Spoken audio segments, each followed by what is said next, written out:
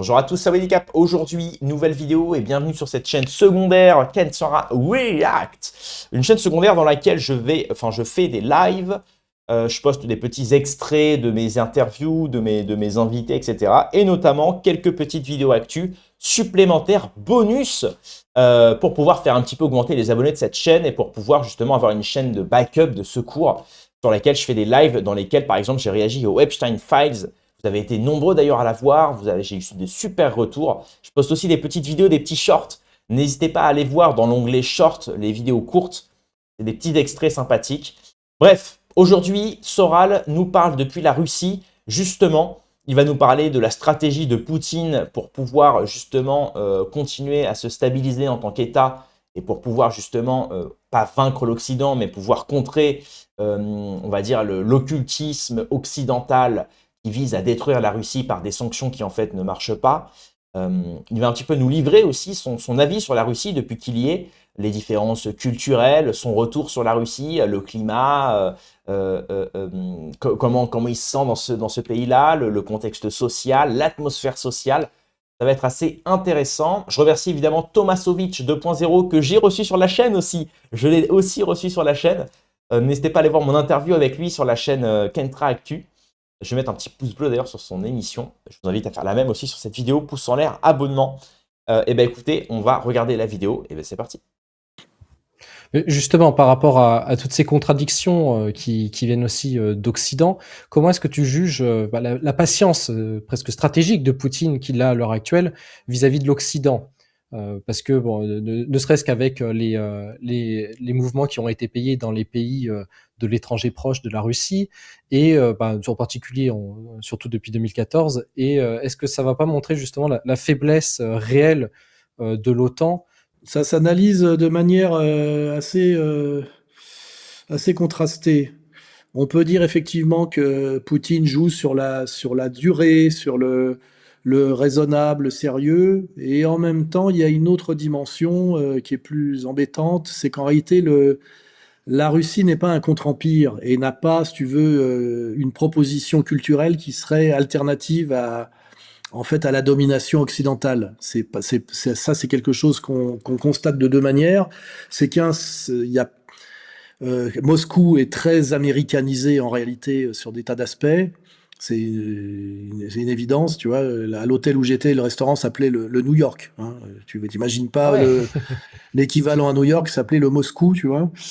Donc il y a quand même une fascination du peuple russe pour l'American Way of Life et de façon plus large la- la- l'Occident, hein, Ouais. et qui a d'ailleurs qui remonte à il y a longtemps, puisque dans le temps il y avait la fascination sous le régime communiste d'une jeunesse qui essayait de s'acheter des jeans d'acheter des disques des Beatles sous le manteau, tu vois. Donc c'est Radio Liberté, là je sais pas quoi. C'est ça. Et puis il y a eu les années 90 aussi qui ont beaucoup impacté la Russie.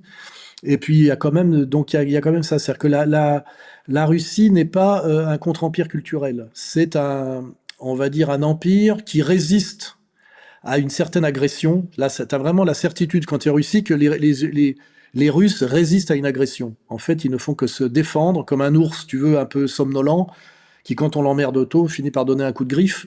Mais les gens qui pensent que la Russie mène un combat de domination contre l'Occident sont des menteurs pathologiques ou des crétins, mais ne connaissent rien à la réalité. En réalité, la Russie a été obligée à un moment donné de se défendre parce que trop, c'était trop. Mais en réalité, s'il n'y avait pas cette agressivité qui se traduit essentiellement par les bases de l'OTAN qui se rapprochent de la frontière, et notamment l'affaire ukrainienne, où ça était devenu comme intolérable, entre guillemets, euh, c'est toujours l'Occident qui, en fait, a maltraité la Russie et pas l'inverse. Il faut se rappeler que Poutine, pendant des années, a proposé, année après année, un rapprochement avec l'Occident, et c'est l'Occident qui ne veut pas de ce rapprochement, de même que c'est la puissance américaine qui comment dirais-je, interdit aux Allemands et aux Français de commercer avec la Russie. Hein. Ça nous est imposé de l'extérieur. Et là où il faut pas se tromper, c'est que oui, la Russie n'est pas un contre-empire. C'est une puissance calme qui est à la fois assez américanisée sur le plan de la musique, de la jeunesse, etc., mais qui garde quand même des fondamentaux qui sont quand même solides sur la famille traditionnelle, la différence des sexes, etc., hein. Donc, il faut pas simplifier, hein. Il y a pas les gens qui penseraient que la Russie combat, qu'il faut aller en Russie ou que la Russie combat l'Occident, c'est pas vrai. La Russie se protège et se défend d'un trop plein d'agressivité qui n'est même pas celui de l'Europe, hein, qui n'est même pas l'agressivité de l'Europe, mais d'une certaine oligarchie américaine qui se sert de l'Europe, et notamment des pays baltes, etc., pour provoquer la Russie, et je pense d'ailleurs pour la pousser à s'énerver, dans le but de freiner son expansion économique. On le voit d'ailleurs, ça serait assez facile d'en parler pour la guerre d'Ukraine.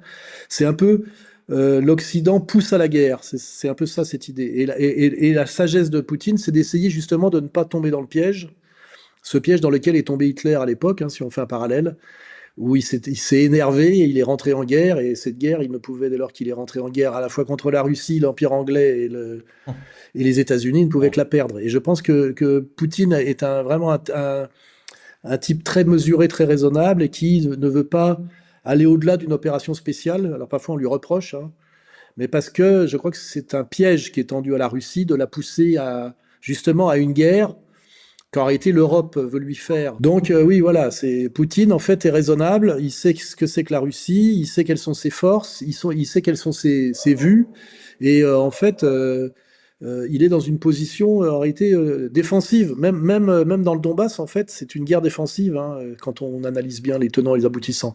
Et ça, c'est très important de le comprendre. Quand on arrive en Russie, euh, justement, puis quand on arrive comme moi, comme une espèce de combattant anti-occidental, et qu'on arrive en Russie où les Russes te font comprendre d'une certaine manière, on n'est pas là notre priorité n'est pas de mener un combat contre l'Occident, hein. Notre priorité, c'est de ne pas se laisser trop emmerder, de continuer notre développement. Il y a des tas de chantiers en Russie, et qu'en réalité, l'Occident les agresse pour freiner le développement de la Russie, pour leur mettre des bâtons dans les roues. C'est plutôt ça, hein. Alors, je trouve que s'il y a quand même une limite à ça, parce que je le vois depuis les sanctions, en particulier contre les Russes, que ce soit leur interdire l'accès à certains sites, leur interdire des paiements à l'étranger. Beaucoup de Russes, surtout parmi les plus jeunes, ceux qui ont quasiment connu que Poutine, donc ma génération, se poser la question, mais pourquoi on nous vise nous alors que nous ne sommes pas responsables de ça? Et au contraire, cela pousse à un soutien au gouvernement russe. Donc ce côté des bâtons dans les roues, je vois sur place, avec en particulier cette génération-là, que c'est même positif au final qu'ils continuent à faire des sanctions comme ça parce que ça les réveille et ça leur permet effectivement de ne plus trop, voir l'Occident comme un ami, un idéal. C'est un idéal. Oui, c'est ça, en fait, faut pas rêver non plus. C'est-à-dire que je pense foncièrement, en réalité, effectivement, comme il le dit, Soso, c'est-à-dire que les Russes sont pas forcément anti-américains, parce qu'en fait, la propagande américaine, elle est tellement forte elle est transfrontière, quoi. On va pas se mentir, même nous, je veux dire, on aime tous le Coca-Cola. Enfin, en tout cas, la nouvelle génération, en tout cas, les 2000, tout ça, on a tous baigné dans ça, dans le Coca-Cola. On a tous baigné, même nos parents ont tous baigné dans les films de Rocky, les films avec Arnold Schwarzenegger. C'est des classiques en fait, parce que c'est des propagandes ultra fortes et ils sont très forts là-dessus. Ils sont très forts. Et ça ne veut pas dire que parce qu'on est contre la politique colonialiste, impérialiste, hégémonique américaine, qu'on est forcément contre l'impact culturel. La culture américaine, elle est énorme, elle est géniale. Il y a aussi beaucoup de défauts à cette culture-là. Elle est peut-être d'ailleurs trop omniprésente, par exemple chez nous en France. Ça, même dans notre langage, hein. Je veux dire, aujourd'hui, on parle quasiment la moitié de nos mots, c'est de l'anglais, quoi. Je veux dire, tu vas sur TikTok, tu vas sur les réseaux sociaux, notamment chez les jeunes, la plupart de leur langage, c'est des mots anglais. Maintenant, on commence à même à avoir des mots arabes dans nos langages de tous les jours. Et comme on le dit très bien, hein, je veux dire, au bout d'un moment, la langue, c'est quand même ce qui définit un pays. Donc, si la langue se modifie par d'autres critères et d'autres nationalités, etc., bah, c'est qu'au bout d'un moment, on se fait coloniser sémantiquement, j'ai envie de dire. Donc bon, ça c'est malheureux. C'est pour ça qu'il faut garder un certain aspect patriote là-dessus, quoi. Au niveau de la langue, au niveau de... Mais ça ne nous empêche pas d'aller voir un bon film américain de temps en temps, de mettre un jogging Nike pour aller faire du sport. C'est pas un drame. Voilà, c'est pas un drame. Par contre, en ce qui concerne la souveraineté, que ce soit les banques, que ce soit notre argent, que ce soit nos frontières, que ce soit notre armement, que ce soit nos politiques, que ce soit notre... ça, il faut que faut que ce soit souverain. Et quand on voit ce qu'a fait Macron en vendant 1400 entreprises françaises aux Américains, quand on voit qu'on est encore, notamment à l'Élysée, même au niveau de l'armement français, etc., on est encore sous Windows. Même nos médecins, etc., on est encore sous Windows. Et maintenant, on se tape des tonnes et des tonnes de vols de données. Enfin, c'est quand même dramatique, quoi. J'avais même entendu ça, vous savez, à propos de l'armement européen, il y a certains avions. Vous savez, il y a un code qui change toutes les 48 heures, si je ne dis pas de bêtises. Et c'est un code auquel on a accès seulement en demandant aux Américains, sur lequel après on peut avoir accès à ces avions-là, qui sont des avions en cas d'urgence, etc. Donc c'est quand même assez dingue que notre souveraineté militaire dépende quand même des Américains, quoi. Enfin, c'est quand même assez dingue. Et encore, nous, la France, ça va, on produit encore assez, mais c'est quand même assez dingue, quoi. De voir que finalement, on s'est fait littéralement coloniser par les Américains de différentes manières. C'est assez dingue. Donc voilà, c'est la vraie problématique. Enfin bon, dites-moi ce que vous en pensez en commentaire. Abonnez-vous à cette nouvelle chaîne si ce n'est pas fait. Rendez-vous dans quelques heures ou à demain pour une prochaine vidéo. Paix et amour sur mes amis et mes ennemis. Et surtout, surtout, sur mes ennemis.